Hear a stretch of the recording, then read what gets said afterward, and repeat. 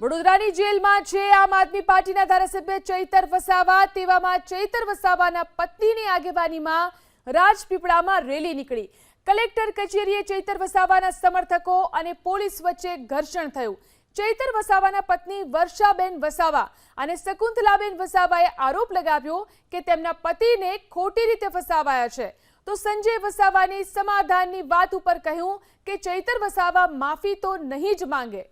આ જેલવાસ ખોટો કરાવ્યો છે, કેસ ખોટો છે, એટલે અમારા લોકો ખૂબ આક્રોશમાં છે। કેમ કે જે ધારાસભ્ય લોકો માટે લડે છે એને સરકાર દ્વારા દબાવી દેવામાં આવ્યું છે, એટલે અમારા લોકોમાં ખૂબ આક્રોશ જોવા મળ્યો છે। અને થોડા દિવસ પહેલા 144 લાગુ હોવા છતાં પણ ડેડિયાપાડામાં રેલી કાઢવામાં આવી હતી, ત્યારે પોલીસે સાથે રહીને રેલી કઢાવી છે। અને જ્યારે આજે અમે અહીંયા રાજપીપળા આવ્યા છે તો પોલીસ અમને અંદર નથી આવવા દેતી અને મામલતદાર કચેરીમાં અમને ઘૂસવા નથી દેતી કે તમારે નથી જવાનું।